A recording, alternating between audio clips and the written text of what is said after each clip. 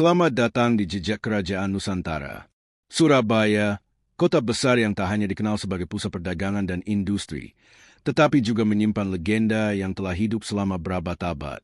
Di balik gemerlap gedung-gedung tinggi dan hiruk-pikuk kehidupan modern, ada sebuah kisah yang melegenda, sebuah pertempuran sengit antara dua penguasa alam, Suro Sang Hiu dan Boyo Sang Buaya. Namun, legenda ini bukan sekadar cerita rakyat biasa. Lebih dari itu, kisah Suro dan Boyo merepresentasikan semangat juang dan keberanian yang telah mengakar dalam sejarah kota ini. Dari pertempuran dua makhluk legendaris hingga perlawanan gagah berani rakyat Surabaya melawan penjajah, semuanya terukir dalam satu makna, keberanian menghadapi bahaya. Lalu, bagaimana asal-usul legenda ini? Apa makna di balik nama Surabaya? Dan bagaimana kisah ini terus hidup dalam sejarah dan budaya masyarakatnya? Mari kita telusuri jejak sejarah yang tersembunyi dalam legenda Suro dan Boyo. Surabaya merupakan salah satu kota besar di Indonesia yang tidak kalah sibuk dibandingkan dengan ibu kota. Kehidupan masyarakatnya berlangsung di antara gedung-gedung pencakar langit yang menjulang tinggi, mencerminkan modernitas khas kota metropolitan dunia. Hiruk-pikuk aktivitas begitu terasa di setiap sudut kota, mulai dari bisnis, hiburan, pusat perbelanjaan, hingga fasilitas pendidikan. Bahkan, keberadaan taman-taman hijau di tengah kota turut mempercantik wajah Surabaya yang semakin berkembang pesat.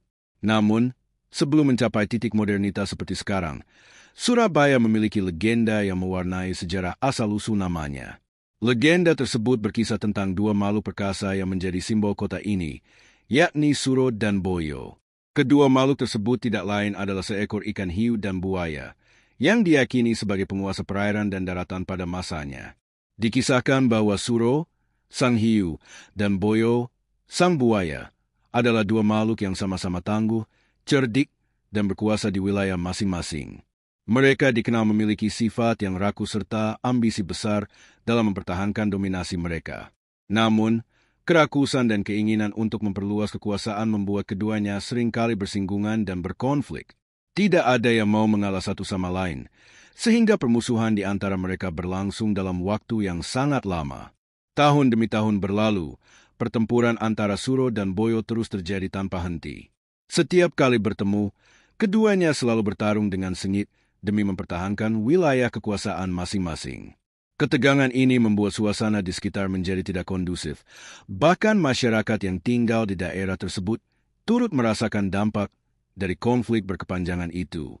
Hingga suatu hari, setelah sekian lama bertarung tanpa henti, Suro mulai merasa lelah dengan permusuhan yang tidak berkesudahan.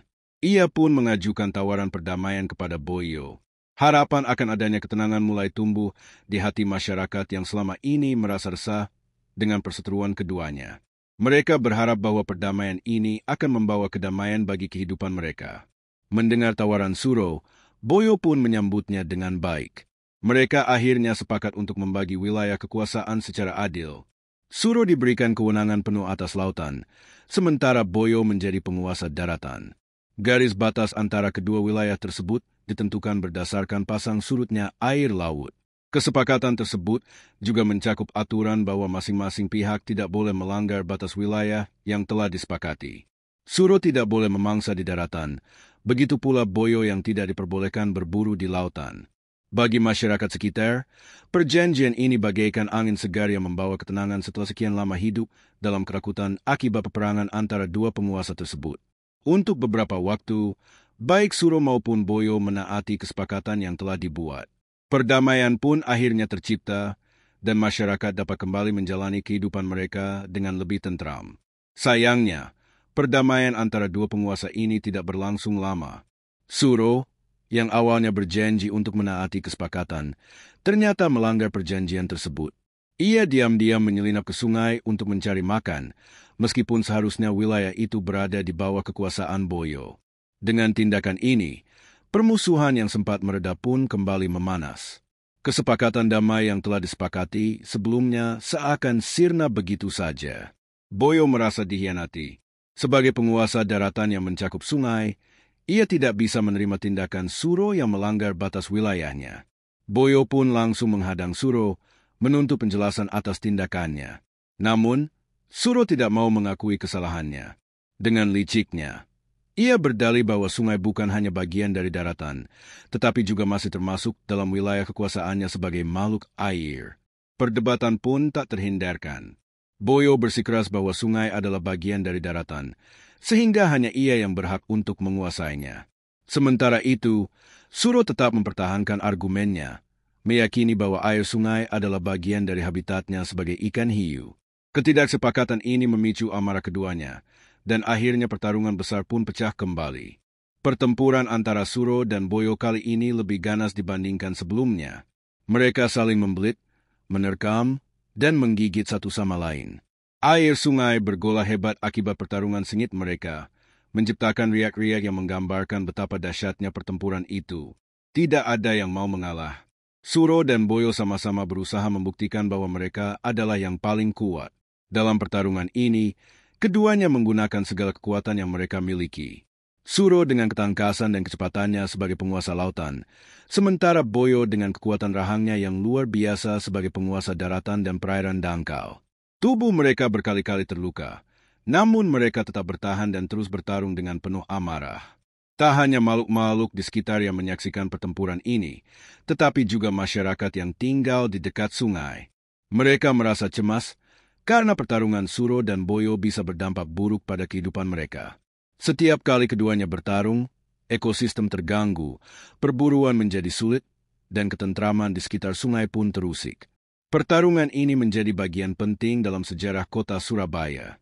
Kehebatan dan keganasan pertempuran antara Suro dan Boyo akhirnya diabadikan dalam lambang kota ini. Nama Surabaya sendiri diyakini berasal dari gabungan kata Suro, ikan hiu, dan Boyo, buaya. Dua makhluk yang menjadi simbol pertarungan hebat tersebut. Patung Sura dan Baya bukan sekadar hiasan kota, tetapi memiliki makna yang dalam bagi masyarakat Surabaya. Patung ini melambangkan semangat keberanian dalam menghadapi tantangan dan ancaman. Secara etimologis, kata Sura memiliki arti keberanian, sedangkan kata Baya berarti bahaya. Dengan demikian, makna yang terkandung dalam nama Surabaya adalah keberanian untuk menghadapi bahaya, sebuah filosofi yang menjadi karakter kuat masyarakat kota ini. Dalam perjalanan sejarah, keberanian ini telah terbukti dalam berbagai peristiwa, termasuk dalam legenda asal-usul kota maupun dalam perjuangan nyata yang terjadi di masa lalu. Salah satu kisah yang berkaitan dengan semangat ini adalah perlawanan terhadap pasukan Tartar atau Mongol yang pernah menyerbu tanah Jawa. Siapa sangka, asal-usul nama Surabaya ternyata berasal dari sebuah legenda yang penuh dengan kisah pertarungan dan perebutan kekuasaan. Cerita tentang Suro dan Boyo ini begitu melekat dalam identitas kota yang kini menjadi ibu kota Provinsi Jawa Timur. Hingga saat ini, keberadaan legenda ini masih bisa ditemukan dalam berbagai bentuk di kota Surabaya.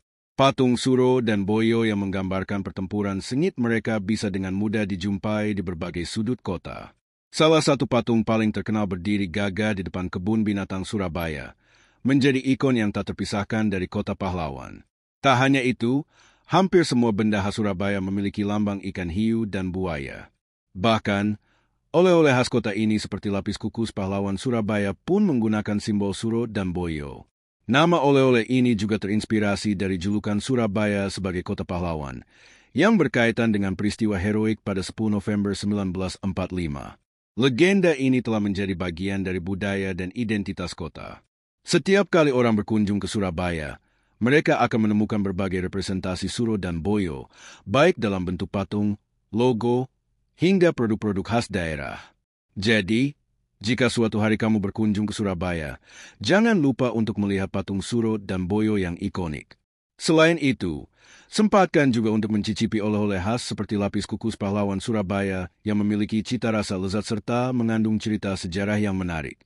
Warisan legenda ini tak hanya sekadar cerita turun-temurun, tetapi juga menjadi bagian penting dari perjalanan panjang kota pahlawan.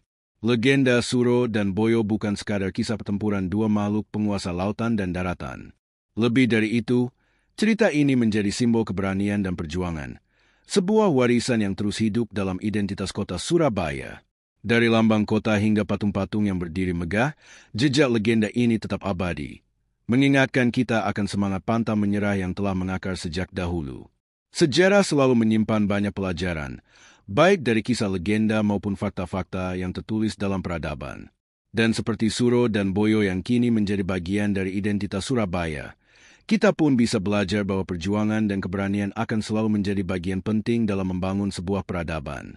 Terima kasih telah menyaksikan Jejak Kerajaan Nusantara. Jangan lupa untuk like, komen, dan subscribe agar tidak ketinggalan kisah-kisah sejarah menarik lainnya. Sampai jumpa di episode berikutnya, di mana kita akan terus menelusuri jejak sejarah Nusantara yang penuh misteri dan kejayaan.